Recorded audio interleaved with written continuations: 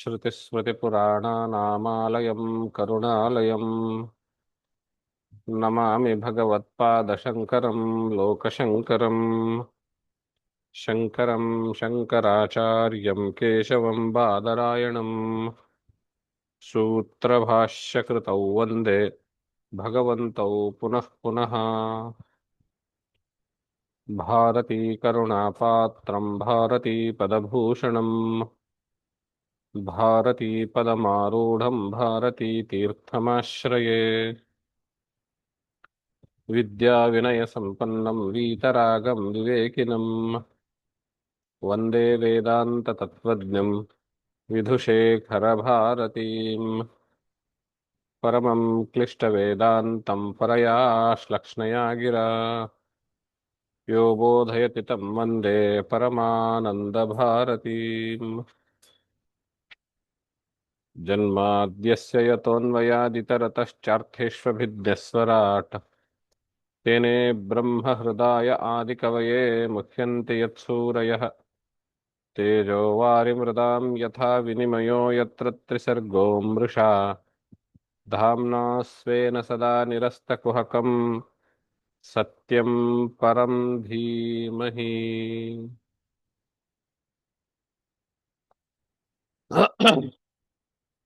ಜಿಜ್ಞಾಸುಗಳೇ, ನಾವು ಶ್ರೀಮದ್ ಭಾಗವತ ಮಹಾಪುರಾಣವನ್ನ ಕೈಗೆತ್ಕೊಂಡು ಅದರಲ್ಲಿ 9ನೆಯ ಸ್ಕಂದದ ಕೊನೆಯ ಹಂತದಲ್ಲಿ ಬಂದಿದ್ದೇವೆ.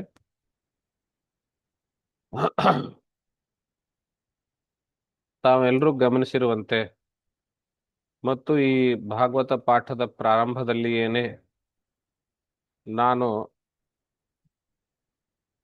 ಪಾಠ ಮಾಡುವ ಉದ್ದೇಶ ಶೈಲಿಗಳ ಬಗ್ಗೆ ಮತ್ತು ಭಾಗವತ ಜಿಜ್ಞಾಸುಗಳು ಭಾಗವತವನ್ನ ಗ್ರಹಿಸುವ ಪರಿಯ ಬಗ್ಗೆ ಒಂದಿಷ್ಟು ಮಾತುಗಳನ್ನು ಹೇಳಿದ್ದೆ.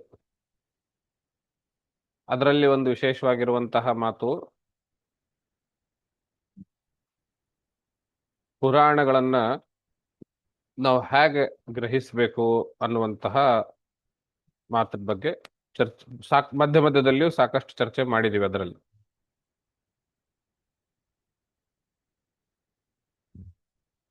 ಆ ಗ್ರಹಿಕೆಯಲ್ಲಿಯೇನೆ ಇನ್ನೂ ಒಂದು ಆಯಾಮ, ನಾವುಗಳು ನಮ್ಮ ಭಾರತೀಯ ಪರಂಪರೆಯ ಮೂಲ ಪರಂಪರೆ ಅಂದ್ರೆ ಅದರಲ್ಲಿ ಸಂಸ್ಕೃತಿ ಎಲ್ಲ ಬಂತು. ಅವುಗಳ ಮೂಲ ಗ್ರಂಥಗಳನ್ನ ಅಧ್ಯಯನ ಮಾಡದೇ ಇರುವುದರಿಂದಾಗಿ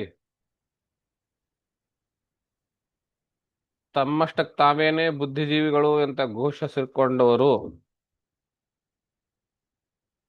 ಪುರಾಣಗಳ ಕಥೆಯ ಬೀಜವನ್ನ, ಮೂಲ ಕಥಾಹಂದರವನ್ನ ಇಟ್ಕೊಂಡು ಆಮೇಲೆ ತಮ್ಮ ಅಜೆಂಡಾಗಳನ್ನ ಅದರಲ್ಲಿ ತುರುಕಿ ಅದನ್ನು ನಮಗೆ ಉಣಬಡಿಸಿದ್ದಾಯ್ತು.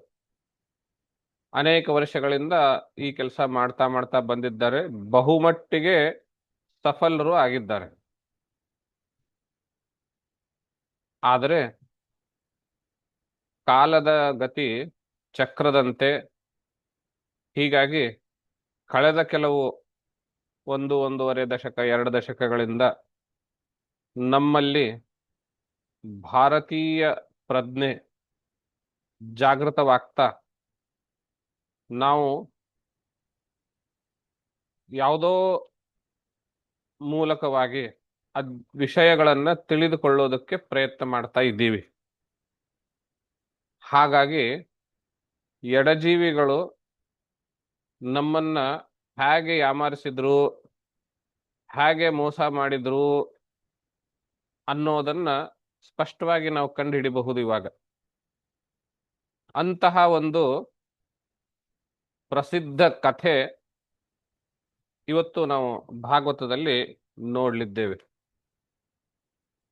ಪ್ರಸಿದ್ಧ ಅನ್ನೋ ಪದ ಬಳಸಿದ ಮೇಲೆ ಆ ಕಥೆ ಹೆಚ್ಚು ಜನರಿಗೆ ಗೊತ್ತಾಗಿರುತ್ತೆ ಗೊತ್ತಿರುತ್ತೆ ಅಂತಲೇನೆ ಅರ್ಥ. ತಮ್ಮಲ್ಲಿಯೂ ಕೂಡ ಬಹುಶಃ ಎಲ್ರೂ ಯಯಾತಿ ಬಗ್ಗೆ ಗೊತ್ತೇ ಇರುತ್ತೆ. ಏನೂ ಗೊತ್ತಿಲ್ಲ ಅಂದ್ರೂನುವೆ ಒಂದಂಶ ಸ್ಪಷ್ಟವಾಗಿ ಗೊತ್ತಿರುತ್ತೆ.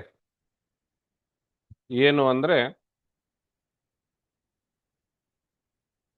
ಸುಮ್ನೆ ಒಂದು ಪ್ರಯೋಗದ ತರ ಮಾಡಿ ನೋಡೋಣ. 1-2 ನಿಮಿಷದಲ್ಲಿ, 1 ನಿಮಿಷ ಸಮಯ.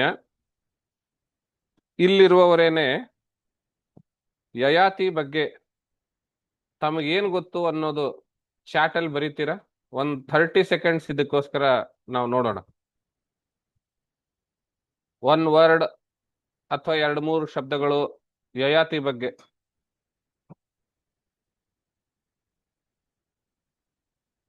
ಯಯಾತಿ ಬಗ್ಗೆ ನಿಮ್ಗೆ ಏನ್ ಗೊತ್ತು ಅಂತ. ಅದ್ ಗೊತ್ತಿರೋದು ಸರಿ ತಪ್ಪು ಅದ್ರ ಬಗ್ಗೆ ಯೋಚನೆ ಮಾಡಬೇಡಿ. ನನಗೆ ಫಸ್ಟ್ ಸೋರ್ಸ್ ಇಂದ ಗೊತ್ತಿಲ್ಲ, ಸುಮ್ನೆ ಕೇಳ್ಪಟ್ಟೆ, ಅದ್ರ ಬಗ್ಗೆ ಏನ್ ಯೋಚನೆ ಮಾಡಿ. ನಿಮ್ಗೆ ಏನ್ ಗೊತ್ತೋ ಅದನ್ನ ಬರೀರಿ.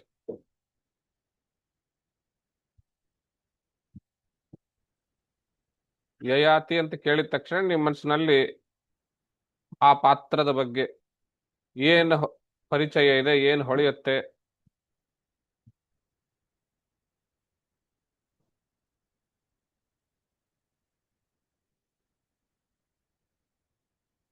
ಚಾಟ್ ಬಾಕ್ಸ್ ಅಲ್ಲಿ ಯಾಕೆ ಬರೀರಿ ಅಂತ ಇದ್ದೀನಿ ಅಂದ್ರೆ, ಮಾತಾಡಕ್ ಹೊರಟ್ರೆ ಎಲ್ಲರೂ ಒಟ್ಟಿಗೆ ಮಾತಾಡಬಹುದು. ಹಾಗಾಗಿ ಯಾರು ಹೇಳಿದ್ ಏನು ಯಾರಿಗೂ ಕೇಳಿಸೋದಿಲ್ಲ ಅನ್ನೋ ಕಾರಣಕ್ಕೆ ಚಾಟ್ ಬಾಕ್ಸ್ ಅಲ್ಲಿ ಬರೀರಿ ಅಂತ ಹೇಳ್ತಾ ಇದ್ದೀನಿ.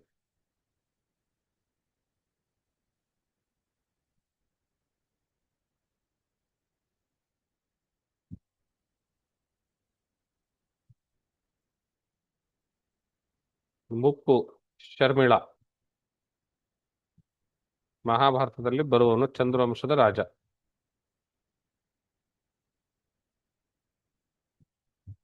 ಮತ್ತೆ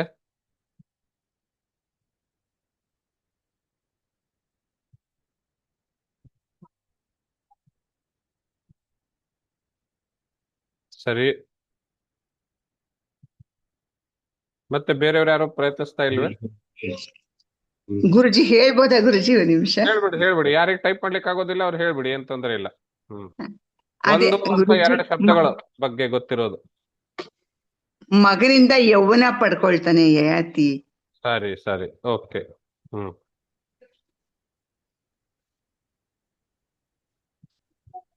ಮತ್ತೆ ದೇವಯಾನಿ ಮತ್ತೆ ಶರ್ಮಿಷ್ಠ ಇಬ್ಬರನ್ನು ದೇವಯಾನಿನ್ ಮದುವೆ ಮಾಡ್ಕೊಳ್ತಾನೆ. ಅವಳ ಸಖಿಯಾಗಿ ಬಂದ ಶರ್ಮಿಷ್ಠೆ ಜೊತೆಗೂ ಕೊನೆಗೆ ಅವನಿಗೆ ಮಕ್ಕಳಾಗ್ತಾರೆ. ಸರಿ.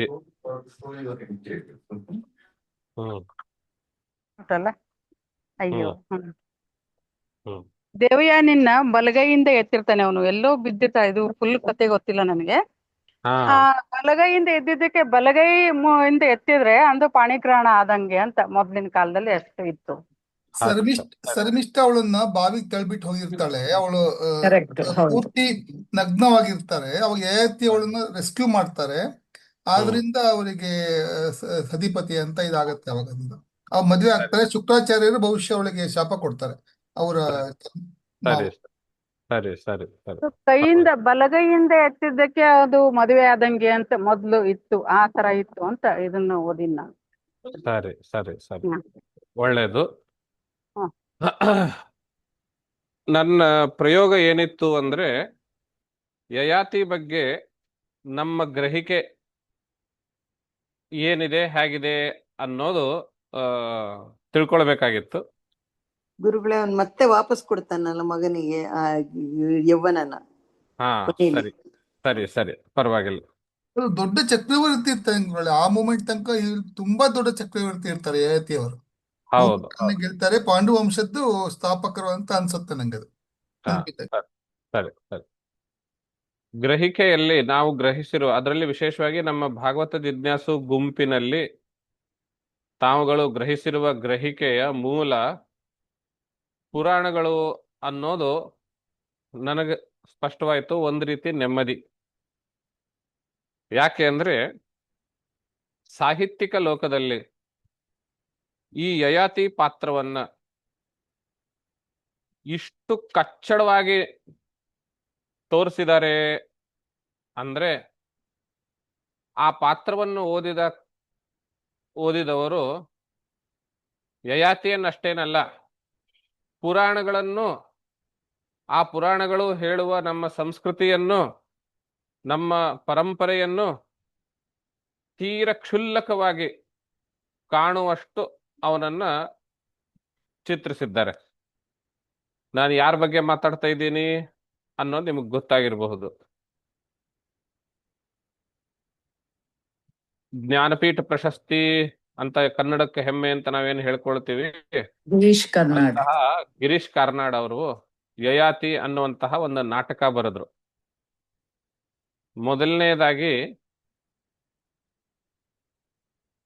ಜ್ಞಾನಪೀಠ ಪ್ರಶಸ್ತಿ ಇದು ಯಾವ ಸರ್ಕಾರ ಕೊಡುವಂತಹದ್ದಲ್ಲ.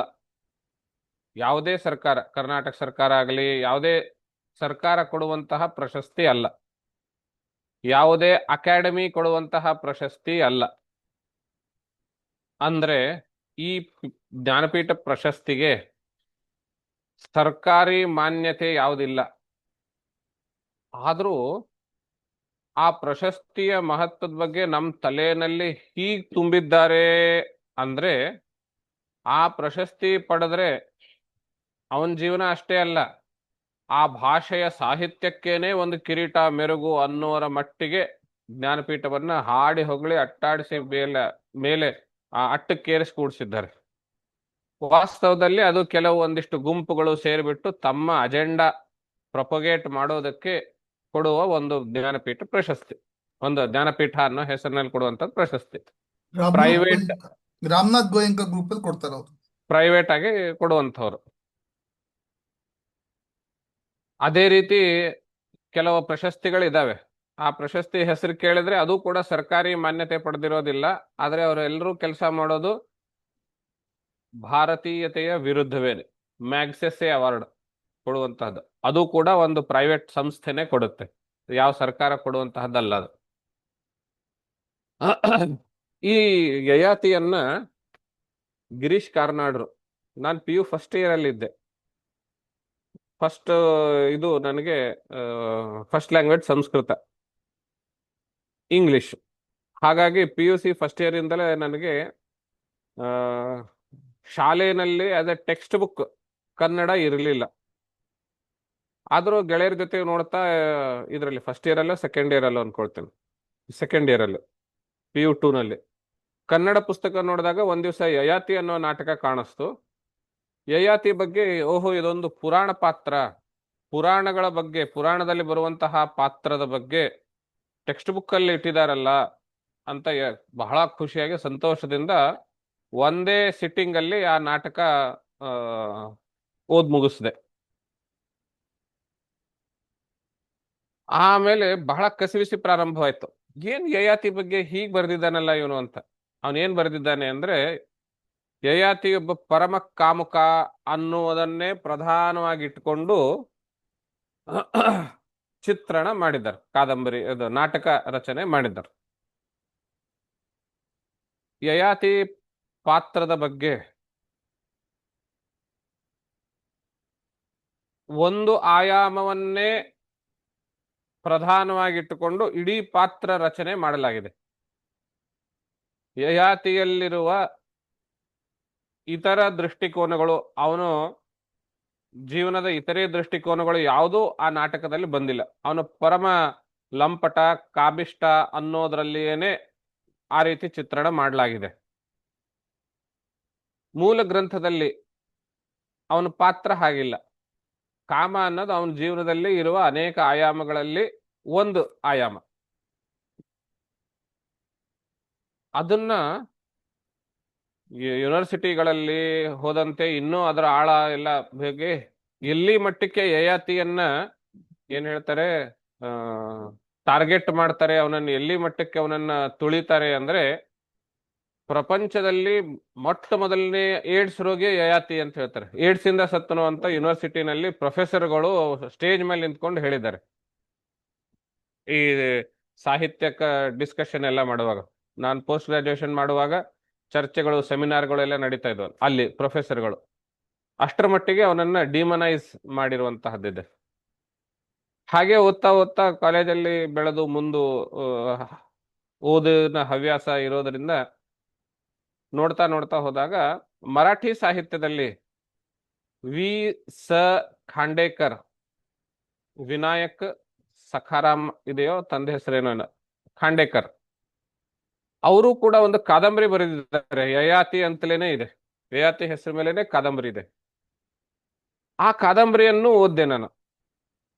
ಆ ಕಾದಂಬರಿ ಓದಿದ್ಮೇಲೆ ಯಯಾತಿ ಪಾತ್ರ ಪರಿಚಯ ಇಷ್ಟು ವಿಸ್ತಾರವಾಗಿ, ಇಷ್ಟು ವಿಶಾಲವಾಗಿ ಒಬ್ಬ ವ್ಯಕ್ತಿಯ ಜೀವನವನ್ನ ನೋಡಬಹುದು, ಅದೆಷ್ಟು ಆಯಾಮಗಳಿಂದ ಅವನನ್ನ ನಾವು ನೋಡಬಹುದು ಅನ್ನುವಂತಹದ್ದು ಬಹಳ ಚೆನ್ನಾಗಿ ಚಿತ್ರಿಸಿದ್ದಾರೆ. ಅವನ ಮನಸ್ಸಿನಲ್ಲಿರುವಂತಹ ತುಡಿತ, ದ್ವಂದ್ವ, ತಳಮಳ, ತಾನು ದಿನದಿಂದ ದಿನಕ್ಕೆ ಪ್ರಪಾತಕ್ಕೆ ಬೀಳ್ತಾ ಇದ್ದೀನಿ ಎನ್ನುವಂತಹ ಗೊಂದಲ ಅಥವಾ ಒಂದು ಕಸಿವಿಸಿ, ಮತ್ತು ಚಕ್ರವರ್ತಿ ಆಗಿರುವುದರಿಂದ ಮಾಡಬೇಕಾಗಿರುವಂತಹ ಕರ್ತವ್ಯ ಪ್ರಜ್ಞೆ, ಎಲ್ಲ ಆಯಾಮಗಳು ಅದರಲ್ಲಿ ಮರಾಠಿ ಕಾದಂಬರಿನಲ್ಲಿ ಬಹಳ ಚೆನ್ನಾಗಿ ಸ್ಪಷ್ಟವಾಗಿ ನಾನು ಅದರ ಕನ್ನಡ ಅನುವಾದ ಓದಿದ್ದು. ಹೀಗಾಗಿ ಇದರ ಒಂದೇ ಉದ್ದೇಶ ಏನು ಅಂತ ಹೇಳಿದ್ರೆ, ನಮ್ಮ ಕನ್ನಡ ಸಾಹಿತ್ಯದಲ್ಲಿ ಪುರಾಣಗಳನ್ನ, ಪುರಾಣ ಪಾತ್ರಗಳನ್ನ ತಿರುಚಿ ತಮ್ಮ ಅಜೆಂಡಾಗಳಿಗೆ ಬೇಕಾದಂತೆ ಅದನ್ನ ಚಿತ್ರಿಸೋದು, ಆ ಪಾತ್ರದ ಆಶಯವನ್ನ ಮರೆಮಾಚಿ ತಮ್ಮ ಅಜೆಂಡಾಗೆ ಸೂಕ್ತವಾದ ಪಾತ್ರ ಪರಿಚಯ, ಅದರಲ್ಲಿ ಪಾತ್ರ ರಚನೆ ಅದರಲ್ಲಿ ಮಾಡೋದು ಅನ್ನುವಂಥದ್ದನ್ನು ನಾವು ನೋಡ್ತೀವಿ. ಇಂತಹದ್ದೇ ಗಿರೀಶ್ ಕಾರ್ನಾಡ್ ಅವರ ಇನ್ನೊಂದು ಕೃತಿ ಇದೆ, ಅಗ್ನಿ ಮತ್ತು ಮಳೆ. ಅದು ನಾಟಕ. ಅದನ್ನು ಹಿಂದಿನಲ್ಲಿ ಸಿನಿಮಾ ಬೇರೆ ಮಾಡಿದ್ದಾರೆ, ಅಗ್ನಿವರ್ಷ ಅಂತ ಹೇಳಿ. ಅದು ಹಾಗೇನೆ ಇದೆ. ಇವರುಗಳಿಗೆ ಪುರಾಣದ ಆಶಯ ಗೊತ್ತಿಲ್ಲ, ಪರಂಪರೆಯ ದೃಷ್ಟಿಕೋನ ಗೊತ್ತಿಲ್ಲ. ಆ ಕಾರಣದಿಂದ ಮಧ್ಯದಲ್ಲಿರುವಂತಹ ಯಾವುದೋ ಒಂದು ಸನ್ನಿವೇಶವನ್ನ ಇಟ್ಕೊಂಡು ತಮ್ಮ ಮೂಗಿನೇರಕ್ಕೆ, ತಮ್ಮ ಅಜೆಂಡಾಗಳಿಗೆ ಸೆಟ್ ಆಗುವಂತೆ ತಮ್ಮನ್ನು ತಾವು ಮಹಾಜ್ಞಾನಿಗಳು ಅಂತ ಬಿಂಬಿಸ್ಕೊಂಡು ಪಾತ್ರಕ್ಕೆ, ಪಾತ್ರ ಇರುವ ಮೂಲ ಗ್ರಂಥಕ್ಕೆ, ಉಪಜೀವ್ಯ ಕಾವ್ಯ ಅಥವಾ ಉಪಜೀವ್ಯ ಗ್ರಂಥ ಅಂತ ಏನಿರುತ್ತೆ, ಅದು ಮಹಾಭಾರತದಲ್ಲಿಯೂ ಯಯಾತಿ ಕಥೆ ಬರುತ್ತೆ. ಮಹಾಭಾರತವಾಗಲಿ ಭಾಗವತವಾಗಲಿ ಆ ಮೂಲ ಕೃತಿಗಳಿಗೆ ಮೋಸ ಮಾಡುವಂತಹದ್ದು. ನಾನು ಮುಂಚಿಂದು ಇದ್ರ ಬಗ್ಗೆ ಒಂಚೂರು ಯೋಚನೆನೆ. ಪೊಯೆಟಿಕ್ ಲೈಸೆನ್ಸ್ ಅನ್ನೋ ಹೆಸರಿನಲ್ಲಿ ಭಾಸನ ಕಾಲದಿಂದಲೂ, ಸಂಸ್ಕೃತ ನಾಟಕಕಾರನಾಗಿರುವಂತಹ ಭಾಸನ ಕಾಲದಿಂದಲೂ ಮೂಲ ಪಾತ್ರಗಳನ್ನ ತಿರುಚಿ ಈ ಬೇರೆ ಏನೇನೋ ಮಾಡಲಾಗಿದೆ. ಭಾಸನು ಕೂಡ ದುರ್ಯೋಧನನನ್ನ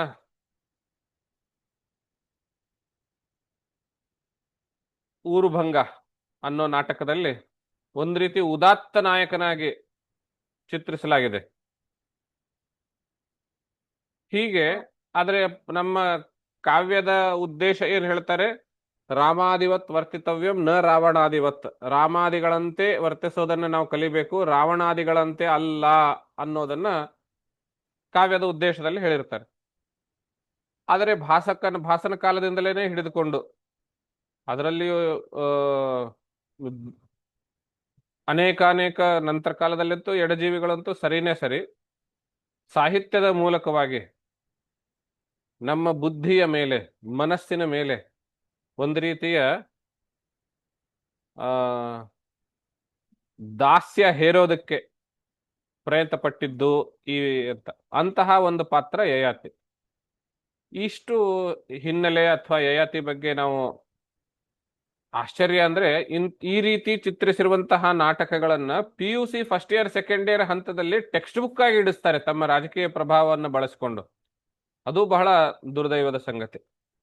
ಆ PUC first year second year ನಲ್ಲಿ ಓದಿರುವಂತಹ ಮಕ್ಕಳು ಆ ಯಯಾತಿಯ ಮೂಲ ಗ್ರಂಥವನ್ನ ಯಾವ ರೀತಿಯಾಗಿ ಅರ್ಥೈಸ್ಕೊಂಡಿರ್ಬೇಕು, ಯಾವ ರೀತಿ ಗ್ರಹಿಸ್ಕೊಂಡಿರ್ಬೇಕು. ಅವನು ಯಾವತ್ತೂ ಇನ್ಮೇಲೆ ಪುರಾಣ ಪಾತ್ರಗಳನ್ನು ಓದ್ಲಿಕ್ಕೆ ಹೋಗೋದಿಲ್ಲ, ಆ ಥರ ಆಗಿರುತ್ತೆ. ಆದರೆ ತುಂಬಾ ನೆಮ್ಮದಿ ಮತ್ತು ಖುಷಿಯ ಸಂಗತಿ ಅಂದ್ರೆ ನಮ್ಮ ಈ ಭಾಗವತ ಜಿಜ್ಞಾಸು ಗ್ರಂಥದಲ್ಲಿ ಗಿರೀಶ್ ಕಾರ್ನಾಡ್ ಅಂಥವರಿಂದ ಪ್ರಭಾವಿತರಾದಂಥವರು ಯಾರೂ ಕಾಣಲಿಲ್ಲ.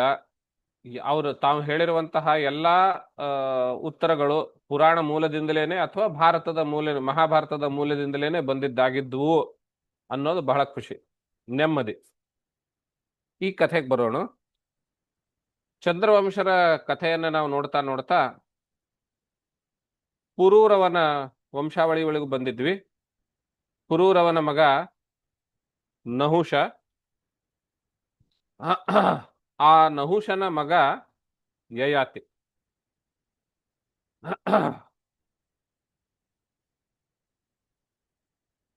ಯಯಾತಿ ನಹುಷನಿಗೆ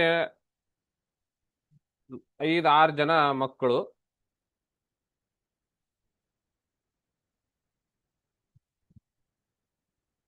ಅದರಲ್ಲಿ ಎರಡನೇದವನು ಯಯಾತಿ. ನಹುಷನಿಗೆ 6 ಜನ ಮಕ್ಕಳು: ಯತಿ, ಯಯಾತಿ, ಸಂಯಾತಿ, ಆಯಾತಿ, ವಿಯತಿ, ಕೃತಿ ಎಂಬುವಂತಹ 6 ಜನ ಅಣ್ಣತಮ್ಮಂದ್ರು. ಅದರಲ್ಲಿ ಹಿರಿಯನಾಗಿರುವಂಥವನು ಯತಿ. ಹೆಸರಿಗೆ ತಕ್ಕಂತೆ ಅವನು ಯತಿಯೇ. ರಾಜ್ಯಂ ನೈಚ್ಛದ್ಯತಿ ಪಿತ್ರ ದತ್ತಂ ತತ್ಪರಿಣಾಮವಿತ್ ಯತ್ರ ಪ್ರವಿಷ್ಟ ಪುರುಷಃ ಆತ್ಮಾನಂ ನಾವಬುಧ್ಯತೆ. 18ನೇ ಅಧ್ಯಾಯ 2ನೇ ಶ್ಲೋಕದಲ್ಲಿ ತಂದೆಯಿಂದ ಕೊಡಲ್ಪಟ್ಟಿರುವಂತಹ ರಾಜ್ಯವನ್ನ ಆ ಯತಿ ಇರುವಂಥವನು ತಿರಸ್ಕಾರ ಮಾಡ್ತಾನೆ. ಯಾಕೆ ತಿರಸ್ಕಾರ ಮಾಡ್ತಾನೆ ಅಂತ ಹೇಳಿದ್ರೆ, ಈ ಶರೀರ ಅನ್ನುವಂತಹದ್ದೇನಿದೆಯಲ್ಲ, ಇದು ಆತ್ಮವು ವಾಸ ಮಾಡ್ಲಿಕ್ಕಿರುವಂತಹ ಜಾಗ ಅಷ್ಟೇನೆ. ಈ ಮೂಲಕವಾಗಿ ನಾವು ಸಾಧನೆಗಳನ್ನ, ಅಂದ್ರೆ ಆಧ್ಯಾತ್ಮಿಕ ಸಾಧನೆಯನ್ನ ಮಾಡೋದಕ್ಕೆ ಬಳಸಬೇಕಾವು ಈ ಶರೀರವನ್ನ. ಸುಖ ಭೋಗಗಳನ್ನ, ಲಾಲಸೆಗಳನ್ನ ಬಳಸಿ ಅಷ್ಟೇ ಅಲ್ಲದೆ ರಾಜ್ಯಾಡಳಿತದ ಅಧಿಕಾರವನ್ನ ನಾವು ಕೈಗೆ ತೆಗೆದುಕೊಂಡ್ರೆ ಆ ಕರ್ತವ್ಯದಲ್ಲಿಯೇನೆ ಮಗ್ನರಾಗಿ ಆತ್ಮೋನ್ನತಿ ಮಾಡೋದಕ್ಕೆ ಸಾಧ್ಯವೇ ಆಗುವುದಿಲ್ಲ ಅನ್ನುವ ನಿಲುವನ್ನ ತಾಳಿ ಅವನು ಕಾಡಿಗೆ ಹೊರಟೋಗ್ತಾನೆ. ಹಾಗಾಗಿ ನಹುಷನ ಹಿರಿಯ ಮಗನಾಗಿರುವಂತಹ ಯತಿ ಮುಂದೆ ನಹುಷನ ನಂತರ ರಾಜನಾಗುವುದಿಲ್ಲ. ಮುಂದೆ ಬರುವಂಥವನು ಯಯಾತಿ ರಾಜನಾಗ್ತಾನೆ. ಇದೇ ಸಂದರ್ಭದಲ್ಲಿ ತಂದೆಯಾಗಿರುವಂತಹ ನಹುಷನೂ ಕೂಡ ಶಚಿಯ ಶಾಪದ ಮೇಲೆ, ಅವನು ಶಾಪದಿಂದ ಅವನು ಸರ್ಪನಾಗಿ ಹುಟ್ಟುತ್ತಾನೆ, ಸರ್ಪನಾಗಿ ಬದಲಾಗ್ತಾನೆ. ಆ ಕಥೆನೂ ಪ್ರಸಿದ್ಧವಾಗಿದೆ, ಗೊತ್ತಿರಬೇಕು. 100 ಅಶ್ವಮೇಧ ಯಾಗಗಳನ್ನು ಮಾಡಿರುವಂತಹ ನಹುಷ ಇಂದ್ರದ ಪಟ್ಟವನ್ನ ಪಡ್ಕೊಳ್ತಾನೆ. ಶತಕ್ರತು ಅಂತ ಇಂದ್ರನಿಗೆ ಹೆಸರು. ಯಾರು 100 ಯಜ್ಞಗಳನ್ನು ಮಾಡ್ತಾರೆಯೋ ಅವನಿಗೆ ಇಂದ್ರನ ಪಟ್ಟ ಅಂತ ಹೇಳಿ. 100 ಯಜ್ಞಗಳನ್ನ ಮಾಡಿದಂತಹ ನಹುಷ ಇಂದ್ರನ ಪಟ್ಟ ಪಡೆದುಕೊಂಡ ಮೇಲೆ ಅವನಿಗೆ ಅಹಂಕಾರ ತಲೆಗೇರಿ ಬುದ್ಧಿ ಭ್ರಮಣೆಯಾಗಿ ವಿವೇಕ ಕಳೆದುಕೊಂಡು, ನಾನಿವಾಗ ಇಂದ್ರನಾಗಿದ್ದೇನೆ, ಆದ್ರಿಂದ ಶಚಿಯು ನನ್ನ ಸ್ವತ್ತೇ ಅನ್ನುವಂತಹ ರೀತಿಯಲ್ಲಿ ಅವನು ಫರ್ಮಾನ್ ಹೊಡಿಸ್ತಾನೆ, ಆಜ್ಞೆ ಹೊರಡಿಸ್ತಾನೆ, ಶಚಿ ನನ್ನನ್ನು ರಮಿಸ್ಬೇಕು ಅಂತ. ಇದನ್ನು ಕೇಳಿದಂತಹ ಶಚಿ ಗಾಬರಿಗೊಂಡು ಗುರುಗಳಾಗಿರುವಂತಹ ಬೃಹಸ್ಪತಿಗೆ ಈ ಮಾತನ್ನು ಹೇಳ್ತಾನೆ. ಆಗ ಬೃಹಸ್ಪತಿ ಅವಳಿಗೊಂದು ಉಪಾಯ ಹೇಳ್ತಾನೆ, ನೀನು ಆ ಇಂದ್ರನ ಅಂದ್ರೆ ನಹುಷನ ಬೇಡಿಕೆಯನ್ನ ಒಪ್ಪು, ಆದ್ರೆ ಒಂದು ಕಂಡೀಷನ್ ಹಾಕು ಅಂತ. ಏನು ಅಂದ್ರೆ, ನಿನ್ನ ಆಸೆ ಈಡೇರ್ಬೇಕು ಅಂತ ಹೇಳಿದ್ರೆ ನೀನ್ ನನ್ನ ಅಂಗಳಕ್ಕೆ ಬರಬೇಕು, ನನ್ನ ಮನೆಗೆ ಬರಬೇಕು. ಹೇಗೆ ಬರಬೇಕು ಅಂದ್ರೆ, ಸಪ್ತರ್ಷಿಗಳನ್ನ ಹೊತ್ತಿರುವಂತಹ ಪಲ್ಲಕ್ಕಿಯಲ್ಲಿ, ಅಂದ್ರೆ ನಿನ್ನನ್ನು ಸಪ್ತರ್ಷಿಗಳು ಹೊತ್ತುಕೊಂಡು ಪಲ್ಲಕ್ಕಿಯಲ್ಲಿ ಹೊತ್ತುಕೊಂಡು ಬರಬೇಕು. ಸಪ್ತರ್ಷಿಗಳು ಹೊತ್ತಿರುವಂತಹ ಪಲ್ಲಕ್ಕಿಯ ಮೇಲೆ ನೀನು ಕುಳಿತುಕೊಂಡು ಮನೆಗೆ ಬಂದಾಗ ನಿನ್ನ ಬೇಡಿಕೆ ಒಪ್ಕೊಳ್ತೇನೆ ಅಂತ ಹೇಳ. ಬೃಹಸ್ಪತಿ ಹೇಳದಂತೆ ಶಚಿಯು ಹಾಗೆ ಹೇಳ್ತಾಳೆ. ಅವಳನ್ನು ಪಡೆದುಕೊಳ್ಬೇಕು ಅನ್ನುವಂತಹ ಆಸೆಯಿಂದ ಅವನು ಸಪ್ತರ್ಷಿಗಳನ್ನೇ ತನ್ನ ಆಜ್ಞೆಯ ಮೇರೆಗೆ, ಇಂದ್ರನ ಒಂದು ಪಟ್ಟದ ಆಜ್ಞೆ, ಅವರು ಆ ಕುರ್ಚಿ ಮೇಲೆ ಕೂತವರು ಎಲ್ಲರೂ ಆ ಮಾತನ್ನು ಕೇಳಬೇಕು ಅನ್ನೋ ಕಾರಣಕ್ಕೆ ಸಪ್ತರ್ಷಿಗಳು ಅದನ್ನು ಒಪ್ಕೊಳ್ತಾರೆ.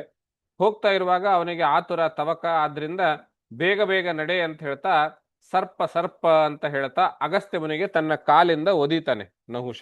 ಸರ್ಪ ಅಂದ್ರೆ ಸರಿ ಅಂತ. ಅದು ನಡೆಯೋದಿಲ್ಲ ಸರ್ಪ, ತೆವಳ್ಕೊಂಡು ಹೋಗ್ತಾ ಇರ್ತದೆ, ಬೇಗ ಬೇಗ ಸರ್ಕೊಂಡು ಹೋಗ್ತಾ ಇರ್ತದೆ. ಹಾಗೆ ಅವನಿಗೆ ಸರ್ಪ ಸರ್ಪ ಅಂತ ಹೇಳಿದ್ರೆ ಸರಿ ಸರಿ ಅಂತ, ಅಂದ್ರೆ ಬೇಗ ಮುಂದೆ ಹೋಗು, ಮನೆ ಕರ್ಕೊಂಡು ಹೋಗು ಅನ್ನೋ ಅರ್ಥದಲ್ಲಿ ತನ್ನ ಕಾಲಿಂದ ಅಗಸ್ತ್ಯ ಋಷಿಗೆ ಒದೀತಾನೆ. ಇಂತಹದ್ದು ಏನೋ ಒಂದು ಘಟಿಸ್ತದೆ ಅನ್ನೋ ಉದ್ದೇಶದಿಂದಲೇನೆ ಬೃಹಸ್ಪತಿಯು ಈ ಒಂದು ಉಪಾಯವನ್ನ ಹೇಳಿರ್ತಾನೆ. ಆ ತಕ್ಷಣವಾಗಿ ಅಗಸ್ತ್ಯ ಮುನಿ ಕೋಪಗೊಂಡು ತಮ್ಮ ತಪಶಕ್ತಿಯಿಂದ ನೀನು ಸರ್ಪ ಸರ್ಪ ಅಂತ ಹೇಳ್ತಾ ನನ್ನನ್ನ ಕಾಲಿನಿಂದ ತಿವಿದೆಯಲ್ಲ, ನೀನೇ ಸರ್ಪವಾಗಿ ಹೋಗು ಅಂತ ಹೇಳಿ ಶಾಪ ಕೊಡ್ತಾನೆ. ತಕ್ಷಣದಿಂದ ಅವನು ಪಲ್ಲಕ್ಕಿಯಿಂದ ಕೆಳಗಡೆ ಬಿದ್ದು ಅಜಗರ ಎನ್ನುವಂತ ಹೆಸರಿನ ಸರ್ಪನಾಗಿ ಹುಟ್ಟುತ್ತಾನೆ. ಹೀಗಾಗಿ ಇವಾಗ ಆ ರಾಜ್ಯದಲ್ಲಿ ತಂದೆಯೂ ರಾಜನಿಲ್ಲ, ಮಗನೂ ರಾಜನಿಲ್ಲ, ಅಂದ್ರೆ ಹಿರಿಮಗನೂ ರಾಜನಿಲ್ಲ.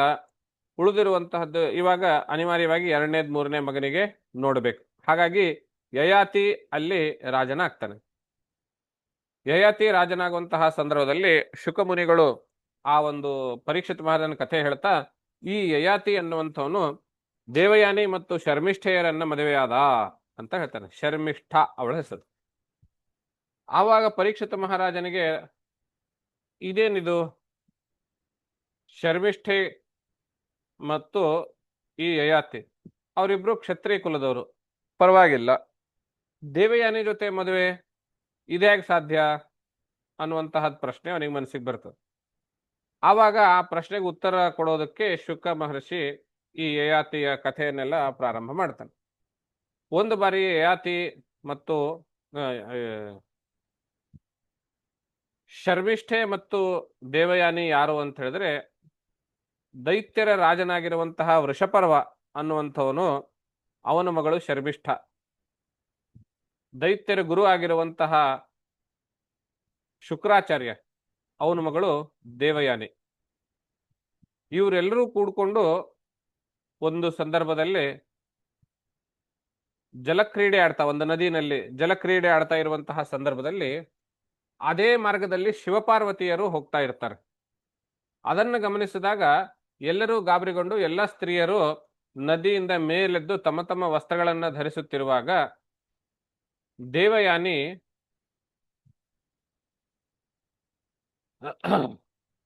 ಗಾಬರಿಗೊಂಡು ಶರ್ಮಿಷ್ಠೆಯ ಸೀರೆಯನ್ನು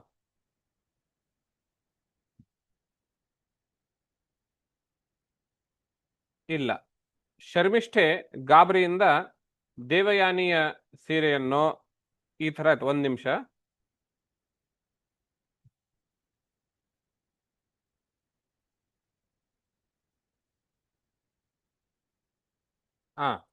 ಶರ್ಮಿಷ್ಠೆ ಶಿವಪಾರ್ವತಿ ಬರ್ತಾ ಇದ್ದಾರೆ ಅಂತ ಹೇಳಿ ಗಾಬರಿಯಿಂದ ತನ್ನ ಬಟ್ಟೆಯ ಬದಲಾಗಿ ದೇವಯಾನಿಯ ಬಟ್ಟೆಯನ್ನ ಧರಿಸ್ತಾಳೆ. ಇದನ್ನ ನೋಡಿದಂತಹ ದೇವಯಾನಿ, ನಾನು ಬ್ರಹ್ಮಕುಲದಲ್ಲಿ ಹುಟ್ಟಿರುವಂಥವಳು, ಈ ಬ್ರಹ್ಮಕುಲದಲ್ಲಿ ಹುಟ್ಟಿರುವಂತಹ ನಾನು ಧರಿಸಿರುವ ಈ ಒಂದು ವಸ್ತ್ರ ನೀನು ಧರಿಸಿರೋದು ಅದೆಷ್ಟು ಉಚಿತ ಅನ್ನೋ ರೀತಿಯಲ್ಲಿ ಅಹಂಕಾರದಿಂದಲೇನೆ ಅವಳನ್ನು ಜರೀತಾಳೆ ಶರ್ಮಿಷ್ಠೆಗೆ. ಹಾಗೆ ಹೇಳುವಾಗ ಕೆಲವು ತರ್ಕಗಳನ್ನು ಹೇಳ್ತಾಳೆ. ಅಹೋ ನಿರೀಕ್ಷಿತಾಮಸ್ಯ ದಾಸ್ಯಾಃ ಕರ್ಮ ಹ್ಯಸಾಂಪ್ರತಂ ಅಸ್ಮದ್ಧಾರ್ಯಂ ಧೃತವತಿ ಶುನೀವ ಹವಿರಧ್ವರೆ ಅಂತ. ಏ ಗೆಳತಿಯರೇ ಕೇಳಿ, ಇವಳು ಎಂತಹ ಒಂದು ಅನರ್ಥ ಕೆಲಸ ಮಾಡಿದ್ದಾಳೆ ಅಥವಾ ಘೋರ ಪಾಪವನ್ನು ಮಾಡಿದ್ದಾಳೆ. ನಾವು ಧರಿಸಿರುವಂತಹ ವಸ್ತ್ರವನ್ನ ಇವಳು ಧರಿಸ್ಕೊಂಡಿದ್ದಾಳೆ ಅಂತ. ಇಲ್ಲಿ ನಾವು ಅಂತ ಹೇಳಿದ್ರೆ ಅವಳು ಬ್ರಾಹ್ಮಣ ಕುಲದ ಬಗ್ಗೆ ಮಾತಾಡ್ತಾ ಇದ್ದಾಳೆ, ಇವಳು ಅನ್ನೋದರ ಬಗ್ಗೆ ಕ್ಷತ್ರಿಯ ಕುಲದ ಬಗ್ಗೆ ಮಾತಾಡ್ತಾ ಇದ್ದಾಳೆ. ತನ್ನ ಕುಲ ಬ್ರಾಹ್ಮಣ ಕುಲ ವಂಶ ಹೆಚ್ಚು ಅನ್ನುವ ಒಂದು ಅರ್ಥದಲ್ಲಿ ಮುಂದಿನ ಶ್ಲೋಕದಲ್ಲಿ ಹೇಳ್ತಾಳೆ, ಯೈರಿದಂ ತಪಸಾ ಸೃಷ್ಟಂ ಮುಖಂ ಪುಂಸಃ ಪರಸ್ಯಯೇ ಧಾರ್ಯತೆ ಯೈರಿಹ ಜ್ಯೋತಿಷ್ ಶಿವಃ ಪಂಥಾಶ್ಚ ದರ್ಶಿತಃ. ಯಾತಕ್ ಶ್ರೇಷ್ಠ ಅನ್ನೋದಕ್ಕೆ ಅವಳ ತರ್ಕಗಳನ್ನು ಕೊಡ್ತಾಳೆ. ಯೈರಿದಂ ತಪಸಾ ಸೃಷ್ಟಂ, ಇಡೀ ಜಗತ್ತು ಯಾರಿಂದ ಸೃಷ್ಟಿಯಾಗಿದ್ದು? ಬ್ರಹ್ಮನಿಂದಲೇ ಅಲ್ವೇ? ಆದ್ರಿಂದ ನನ್ನಿಂದಲೇನೆ ಸೃಷ್ಟಿಯಾಗಿರೋದು, ನಮ್ಮಲ್ಲಿಂದಲೇ ಆ ಬ್ರಹ್ಮನ ನೇರ ವಂಶಸ್ಥರು ನಾವು ಅನ್ನುವ ಅರ್ಥದಲ್ಲಿ ನಮ್ಮಿಂದಲೇನೆ ಈ ಜಗತ್ ಸೃಷ್ಟಿಯಾಗಿದ್ದು. ಮತ್ತು ಬೇರೆ ಬೇರೆ ಲೋಕಗಳಿದ್ದಾವೆ ಎಲ್ಲ, ಆ ಎಲ್ಲಾ ಲೋಕಗಳು ನನ್ನಿಂದಲೇನೆ ಸೃಷ್ಟಿಯಾಗಿರೋದು. ಜಗತ್ತಿಗೆ ಕಲ್ಯಾಣ ವಿಷಯಗಳನ್ನ, ಕ್ಷೇಮಕರವಾಗಿರುವಂತಹ ಮಾರ್ಗಗಳನ್ನ ಯಾರು ತೋರಿಸ್ಕೊಟ್ಟಿದ್ದಾರೆ? ಅದು ಕೂಡ ನಾವೇ. ಆದ್ರಿಂದ ಇಂತಹ ಶ್ರೇಷ್ಠತೆಯನ್ನು ಹೊಂದಿರುವಂತಹ ಕುಲದಲ್ಲಿ ಹುಟ್ಟಿರುವಂತಹ ನಮ್ಮ ವಸ್ತ್ರ ನೀನ್ ಹೇಗ್ ಧರಿಸ್ತೀಯಾ ಅನ್ನೋ ರೀತಿಯಲ್ಲಿ ಅವಳನ್ನ ಜರಿತಾಳೆ. ಬ್ರಾಹ್ಮಣ ಹುಡುಗಿ ಇಷ್ಟು ಸೊಕ್ಕಿನಿಂದ ಮಾತಾಡಬೇಕು ಅಂದ್ರೆ ಕ್ಷತ್ರಿಯ ಹುಡುಗಿ ಏನ್ ಕಮ್ಮಿನಾ? ಅವಳು ಈ ಮಾತನ್ನ ಸಹಜವಾಗಿ ಅಥವಾ ಸಾಮಾನ್ಯವಾಗಿ ಸ್ವೀಕರಿಸದೆ ತಾನೂ ಕೂಡ ತನ್ನ ಕುಲದ ಶ್ರೇಷ್ಠತೆಯನ್ನ ಮುಂದಿನ ಶ್ಲೋಕಗಳಲ್ಲಿ ಹೇಳ್ತಾಳೆ.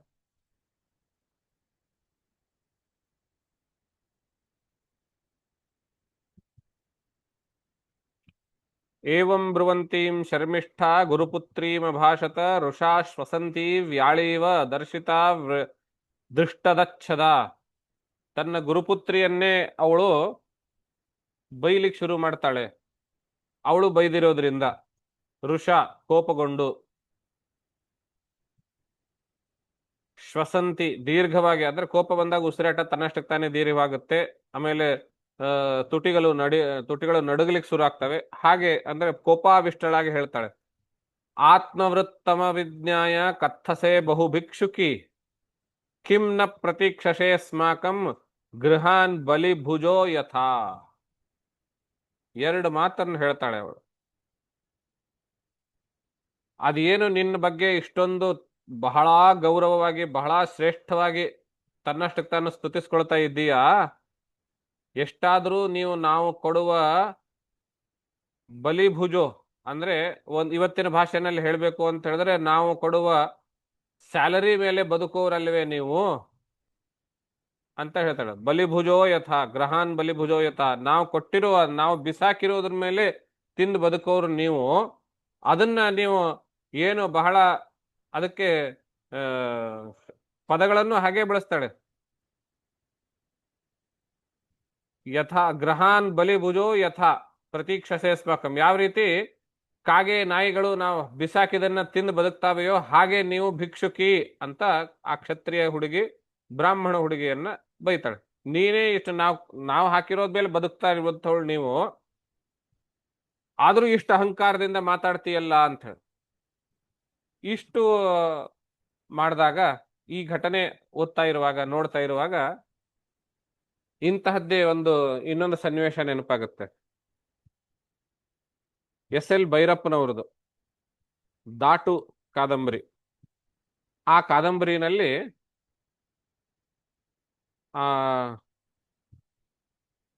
ಸತ್ಯಭಾಮೆ ಪ್ರಧಾನ ಪಾತ್ರೆ ನಾಯಕಿ ಒಬ್ಬ ಗೌಡ್ರ ಮಗನನ್ನ ಇಷ್ಟಪಟ್ಟಿರ್ತಾಳೆ. ತುಂಬಾ ಸಾಹುಕಾರ ಶ್ರೀಮಂತ ಗೌಡ ಇರ್ತಾನೆ, ರಾಜಕಾರಣಿ ಇರ್ತಾನೆ. ಮಂಜುನಾಥ್ ಅವನ ಹೆಸರೇನೋ ಇದೆ. ಅವನ ತಾತ ಅವನಿಗೆ ಅವನ ಮನಸ್ಸಿನಲ್ಲಿ ಹೇಗಿರುತ್ತೆ, ಅವನ ಈ ಜಾತಿ ಬಗ್ಗೆ ವರ್ಣದ ಬಗ್ಗೆ ಅವನ ಪರ್ಸೆಪ್ಷನ್ ಹೇಗೆ ಅಂತ ಹೇಳಿದ್ರೆ, ಕ್ಷತ್ರಿಯರೇ ಈ ಎಲ್ಲವನ್ನೂ ನಡೆಸ್ಕೊಂಡು ಹೋಗುವಂಥವ್ರು, ನಾವು ಗೌಡರು ಆ ಕ್ಷತ್ರಿಯ ವಂಶದಿಂದಲೇನೆ ಬಂದವರು, ಹಾಗಾಗಿ ಬ್ರಾಹ್ಮಣರು ಏನಿದ್ರು ನಮ್ಮ ಅಧಿಕಾರದ ಕೆಳಗಡೆ ಇರುವಂಥವ್ರು ಅನ್ನೋ ಅರ್ಥದಲ್ಲಿ ಅವನು ಬಹಳ ತರ್ಕಗಳನ್ನ ಕೊಡ್ತಾನೆ ಆ ಪಾತ್ರದಲ್ಲಿ. ಅದನ್ನ ಓದುವಾಗ ನನಗೆ ಆಶ್ಚರ್ಯ ಆಯ್ತು, ಇದೇನಿದು ಭೈರಪ್ಪನವರು ಈ ಪಾತ್ರದ ಮೂಲಕ ಹೀಗೆ ಹೇಳಿಸ್ತಾ ಇದ್ದಾರಲ್ಲ ಅಂತ ಹೇಳಿ. ಆ ಪಾತ್ರ ಆಡುವ ಮಾತುಗಳ ಬೀಜ ಭಾಗವತದಲ್ಲಿದೆ ಅಂತ ಹೇಳಿ ನನಗೆ ಇವಾಗ ಗೊತ್ತಾಗ್ತದೆ. ಅಂದ್ರೆ ಭೈರಪ್ಪನವರ ಓದಿನ ಆಳ ವಿಸ್ತಾರ ಎಷ್ಟರ ಮಟ್ಟಿಗೆ ಆಳವಾಗಿರ್ತಿತ್ತು ಅನ್ನೋದನ್ನ ನಾವಿಲ್ಲಿ ನೋಡಬಹುದು. ಒಟ್ಟಾರೆಯಾಗಿ ಮುಖ್ಯವಾಗಿರುವಂತಹ ಅಂಶ ಇಲ್ಲಿ ನಾವು ಗಮನಿಸಬೇಕು ಅಂತಂದ್ರೆ, ಭಾಗವತದಲ್ಲಿ ಇಲ್ಲಿವರೆಗೂ 9 ಸ್ಕಂದಗಳ ಮುಗಿತಾ ಬಂತು. ಇಲ್ಲಿವರೆಗೂ ಯಾವ ಕಥೆಯಲ್ಲಿ ಯಾವ ಪಾತ್ರದಲ್ಲಿ ವರ್ಣದ ಹೆಸರ ಮೇಲೆ ಶ್ರೇಷ್ಠತೆಗಳ ಬಗ್ಗೆ ಜಗಳ, ಮಾತು, ಬಿರುನುಡಿ ಯಾವುದು ಕಾಣಿಸಿಲ್ಲ. ಇಲ್ಲಿ ಕಾಣಿಸ್ತಾ ಇದೆ. ಇದನ್ನ ನೀವು ಒಂದ್ ರೀತಿ ಹೋಮ್ವರ್ಕ್ ಅಥವಾ ಟಾಸ್ಕ್ ಅಂತೂ ಗ್ರಹಿಸಿದ್ರು ಪರವಾಗಿಲ್ಲ. ಇದೇ ದಿಕ್ಕಿನಲ್ಲಿ ನೀವು ಯೋಚನೆ ಮಾಡಿ ಹಿಂದಿನ ಕಥೆಗಳನ್ನೆಲ್ಲ ನೆನಪಿಸಿಕೊಂಡ್ರೆ ವರ್ಣಗಳ ಆಧಾರದ ಮೇಲೆ ಬ್ರಾಹ್ಮಣ ಕ್ಷತ್ರಿಯ ಅನ್ನುವಂತಹ ಹೆಸರಿನ ಮೇಲೆ ಎಲ್ಲಿಯೂ ಶ್ರೇಷ್ಠತೆಗಳಿಗೆ ಮೇಲು ಕೀಳು ಅನ್ನೋದರ ಬಗ್ಗೆ ಜಗಳ ಆಗಿರುವಂತಹದ್ದು ಯಾವ ಸನ್ನಿವೇಶವೂ ಸಿಗೋದಿಲ್ಲ. ಯೋಚನೆ ಮಾಡಿ, ಹುಡುಕಿ. ಇವಾಗ ಇಲ್ಲಿ ಕಾಣಿಸ್ತಾ ಇದೆ. ಯಾಕಿರಬಹುದು ಅನ್ನೋದನ್ನ ನೀವು ಗಮನಿಸಿ. ಏನಾದ್ರೂ ನಿಮ್ಗೇನು ಮನಸ್ಸಿನಲ್ಲಿ ಉತ್ತರ ಹೊಳೆಯುತ್ತೆ ಅದನ್ನ ಗ್ರೂಪ್ ಅಲ್ಲಿ ಹಾಕಿ ಇದ್ರ ಬಗ್ಗೆ ಆಸಕ್ತಿಯಿಂದ ಚರ್ಚೆ ಆಗಲಿ. ಈ ಕಥೆ ನಾವು ಇವತ್ತಿಗೆ ಇಲ್ಲಿಗೆ ನಿಲ್ಲಿಸ್ತೀನಿ. ಈ ಪ್ರಶ್ನೆಯೊಂದಿಗೆ ಇಲ್ಲಿಗೆ ನಿಲ್ಲಿಸ್ತೀನಿ. ನಾಳೆ ಇನ್ನು ಮುಂದುವರಿಸ್ತೀವಿ ಇದೇ ಕಥೆಯನ್ನ, ಯಯಾತಿ ಕಥೆಯನ್ನ. ಬಹುಶಃ ನಾಳೆ ಒಂದು ದಿವಸದಲ್ಲಿ ಮುಗಿಯುತ್ತೆ. ಯಯಾತಿ ಜೀವನದಿಂದ ಸಂದೇಶವೇನು ಅನ್ನುವಂತಹದ್ದನ್ನು ನಾವು ನಾಳೆನೆ ತಗೊಳ್ಳೋಣ, ಸ್ವೀಕರಿಸಬಹುದು. ಆದರೆ ಭಾಗವತದ ಕಥಾನಕದಲ್ಲಿ ಇಲ್ಲಿವರೆಗೂ ಕಾಣದೇ ಇರುವಂತಹ ಈ ಬ್ರಾಹ್ಮಣ ಕ್ಷತ್ರಿಯ ಅಥವಾ ಒಟ್ಟು ವರ್ಣ ವಿಷಯದ ಮೇಲೆ ಬಂದಿರುವಂತಹ ಚರ್ಚೆ ಈ ಸಂದರ್ಭದಲ್ಲಿ ಹಿಂದೆ ಎಲ್ಲೂ ಬಂದಿಲ್ಲ. ಈ ಸಂದರ್ಭದಲ್ಲಿ ಬಂತು. ಯಾಕಿರಬಹುದು, ಏನ್ ಕಾರಣ ಇರಬಹುದು ಅನ್ನೋದ್ರ ಬಗ್ಗೆ ಚರ್ಚೆ ಆಗಲಿ ಅನ್ನುವಂಥದ್ದು ನನ್ನ ಆಶಯ. ಇಲ್ಲಿಗೆ ಇವತ್ತಿನ ಪಾಠ ನಾನು ನಿಲ್ಲಿಸ್ತೇನೆ. ಗುಂಪಲ್ಲಿ, ವಾಟ್ಸಪ್ ಗ್ರೂಪಲ್ಲಿ ಇದ್ರ ಬಗ್ಗೆ ಚರ್ಚೆ ಮುಂದುವರಿಲಿ. ಯಾರ್ಯಾರಿಗೆ ಏನೇನು ಅನಿಸುತ್ತೆ ಅದನ್ನ ದಯವಿಟ್ಟು ಹಂಚ್ಕೊಳ್ಳಿ, ಚರ್ಚೆ ಮಾಡೋಣ. ನಾಳೆ ಕಥೆ ಮುಂದುವರಿಸೋಣ ಅಂತ ಹೇಳ್ತಾ ಎಲ್ರಿಗೂ ತತ್ಸತ್ ಶ್ರೀ ಕೃಷ್ಣಾರ್ಪಣಮಸ್ತು. ಎಲ್ರಿಗೂ ನಮಸ್ಕಾರ, ಶುಭರಾತ್ರಿ. ನಮಸ್ಕಾರ ಗುರುಗಳೇ.